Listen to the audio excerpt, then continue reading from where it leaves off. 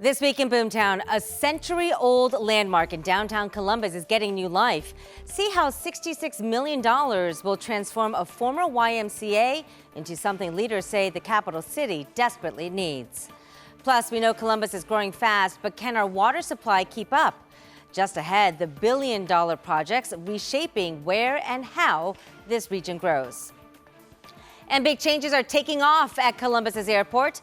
Find out why this $2 billion project will reshape how you travel for decades to come.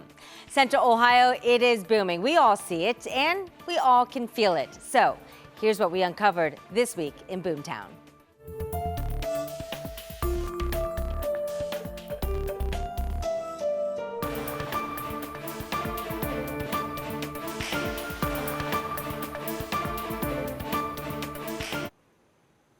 Thanks so much for joining us for This Week in Boomtown. I'm Angela Ann. Another week in the books in Boomtown, and as always, we have a lot happening around town. So let's start with some headlines. We head first to Lancaster, where a historic church in the city's downtown is getting a $4 million makeover. Trivium Development is turning Memorial Church into brand new mixed-use space. The new site will include a restaurant and retail. The project is backed by a $700,000 grant from Jobs Ohio. Over to Grandview now. The intersection of Goodale Boulevard and Grandview Avenue looks quite different. Workers are starting to move into the new municipal complex that's been under construction there for years. City Hall employees, along with police and fire, will also be stationed here. The grand opening is scheduled for November 18th. And there is finally a plan on what to do with a long, empty eyesore on Columbus's east side. We're talking about the old Fort Rapids Indoor Water Park and Hotel. A Columbus developer this week revealed plans to create over 300 affordable apartments. But that's not all. It'll also have free childcare and family programs. The deal is waiting approval in probate court before construction can begin. And when it comes to addressing the affordable housing crisis, this is a common topic in every Boomtown area. City and regional leaders are trying to make the most of the space that already exists, and building new isn't always the solution. This week we learned the old YMCA building in downtown Columbus is being repurposed to make room for more housing. So we're talking about that historic 7-story brick building right there on the corner of West Long and Front Street. Here's what 10 TV's Colin Dorsey learned from city leaders about the latest push to address Boomtown's biggest concern. For years, this YMCA stood as a place for men who had fallen on hard times to stop by, get a bite to eat, and have a bed to sleep in. And really, through a new transformation, that mission continues, but this time through affordable housing. And we got a first look at that transformation. More than a century of history getting a new look. These rooms on the upper floors, now empty and showing their age, will soon be knocked out to make way for 121 apartments. The pool waiting for swimmers who will never come. It's set to be covered up in the renovation. The historic basketball courts, the styled stairwells, and the ornate lobby all set to stay as they are with a facelift to meet modern needs. It's a challenge. Woda Cooper companies are the ones tasked with the $66 million overhaul. Focused on affordable housing, it's a big task. Is the return on investment worth it? Well, certainly we believe it is. We are in the business of housing those that have less income. The apartments set to bring life back into the building are meant for those making somewhere between $22,000 to $58,000 per year based on family size. We also think that there are a lot of people that work downtown that are within the income range that we're serving, but really have very few affordable choices for living. This will give them that choice. He estimates once finished, rents will be in the neighborhood of $500 to $1,300 per month. A project this size isn't done without the involvement of city, state, and federal dollars. Columbus Council President Shannon Hardin says even though the city is creating new jobs every year, it's not generating the housing to go with them. Affordable housing will affect all of us. It will affect you if you have a child that went away to college and wants to move back home near you and they cannot afford to live next to you. Now, the goal for this to be finished is sometime in 2027. In downtown Columbus, Colin Dorsey, 10 TV News. Colin, thank you. Now, another solution to the housing crisis is updating the city zoning code. It's a process now in phase 2 here in Columbus. City leaders are updating the code for the first time in 70 years. Phase 1 of zone-in started last year, looking at the 161 corridor near Northland. But phase 2, you can see, covers 66,000 properties, nearly half the city. Columbus Councilman Rob Doran says the goal is to build more of what he calls gentle density in neighborhoods. It's really exciting. We started with the first phase of zoning, really looking at the corridors, main corridors within the city. That's where we believe that the most high density housing development can and should be.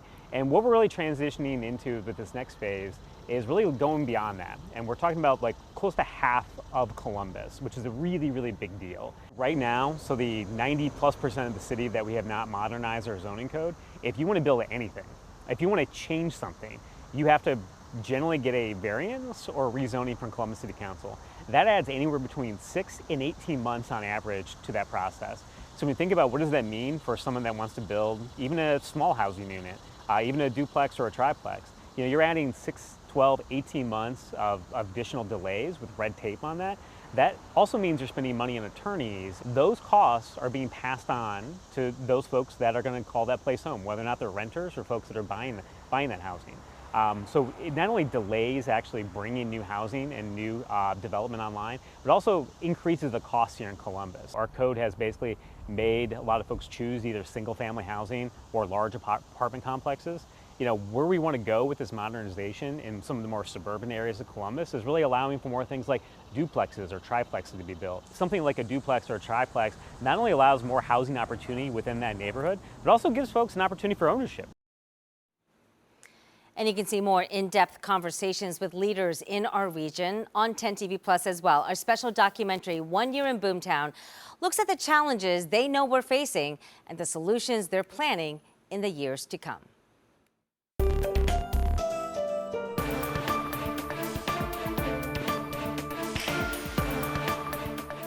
Well, it might be hard to imagine, but in 1988, the city of Columbus nearly ran out of drinking water.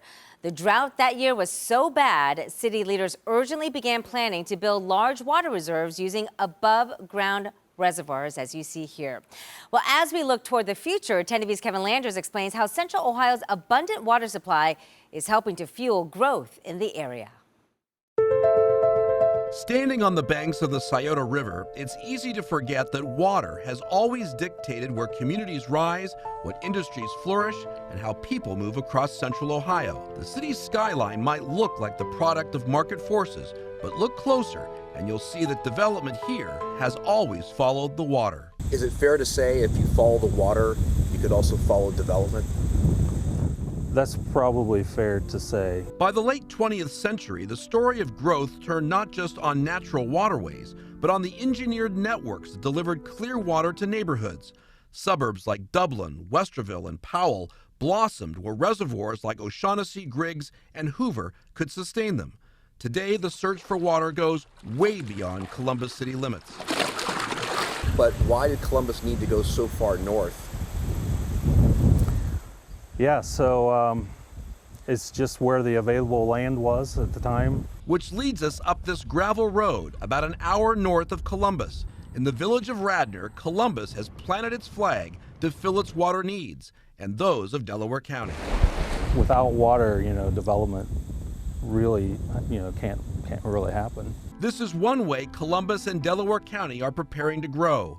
You're looking at a 9 billion gallon above ground reservoir in Delaware County. Not only does the city of Columbus get water from this area, but also Delco Water Company gets about 15% of the water from this. This massive holding facility, completed in 2014, gets its water from the Scioto River. When demand for water is high, a pump station releases billions of gallons down the Scioto and into the Dublin Road water plant.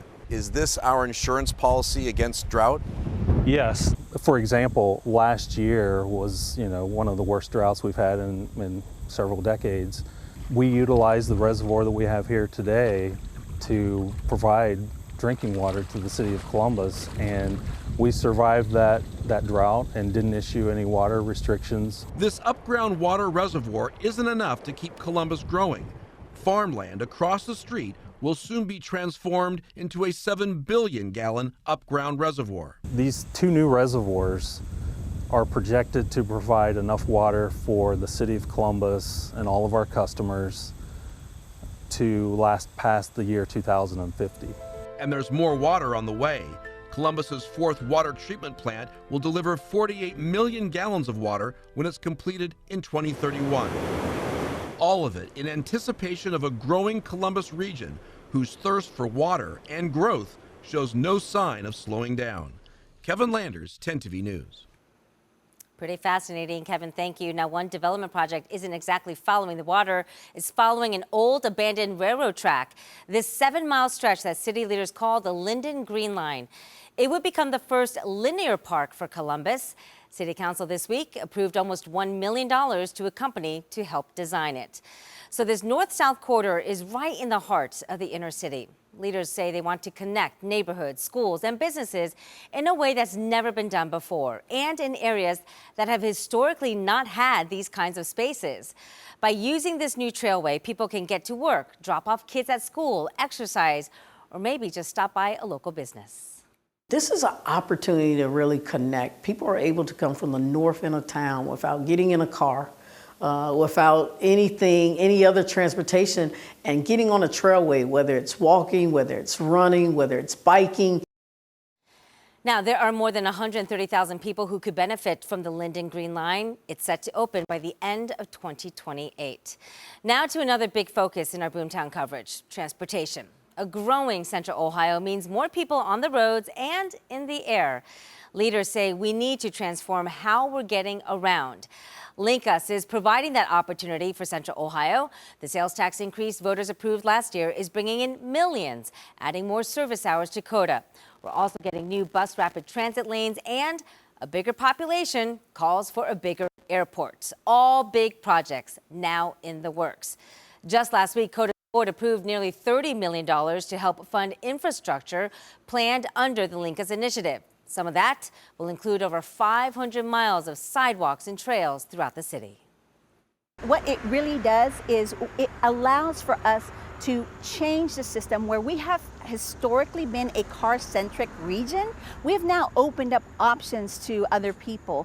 Now, the biggest Link Us project is Bus Rapid Transit, or BRT, basically dedicated bus lanes you see with fewer stops and priority traffic signals. There are 3 lines in the design phase, but the groundbreaking for the first BRT stop along West Broad is scheduled for the first quarter of next year. Well, now to the skies. This is video from John Glenn Columbus International Airport. Crews placed the first piece of steel for the elevated roadway that will lead people to the new terminal coming in 2029. 10 TV's Amy Steigerwald has a look at where things stand with one of the biggest projects of Boomtown. 2029 may seem like it's a long ways off, but behind me there's already a lot of work being done. Since that new terminal broke ground last year, we've seen changes to parking along with some lane restrictions as you come into the airport. Here's what we've uncovered in Boomtown. Just last month, the Columbus Regional Airport Authority Board approved the final construction bid package, meaning the 9th package for this $2 billion project. It will include the demolition of the existing terminal we're using today and the construction of a new public safety facility. With this last approval, airport officials say over 90% of the work is now under contract. That means the new terminal is on track and set to open on time and on budget. And let's face it, Columbus really does need this expansion. Last year, CMH hit a record with more than 9.2 million travelers. And another sign our region is growing? There are now more than 50 nonstop flights choosing Columbus as a destination. We have more nonstop destinations today than we've ever had, and we are working on new ones every single day. Let me give you 2 examples. Air Canada announced only just a few weeks ago its first ever nonstop from CMH to Montreal starting in May. Delta also adding a nonstop trip to Austin, Texas, beginning in June. Amy, thanks so much. Finally, we leave you with this, a $35 million gift to the Franklin Park Conservatory and Botanical Gardens. It's the largest gift in the conservatory's history, and it's coming from the Wolf family to help renovate the beautiful Palm House. These designs will show you a return to the Victorian-era curved glass panels, along with energy-efficient upgrades, improved accessibility, plus an upgrade to some of the plant exhibits. The transformation will be unveiled in the summer of 2027, and we should mention that the Wolf family founded WBNS in 1949 as part of the Dispatch broadcast group, which they later sold. If you have a Boomtown story or questions related to Central Ohio's rapid growth, we would love to hear from you. Just text us 614-460-3345. And if you're watching us on YouTube, be sure to like and subscribe. You can always drop that question right there in the comments section as well. Thanks so much for watching This Week in Boomtown. I'm Angela Ann. We'll see you again next week.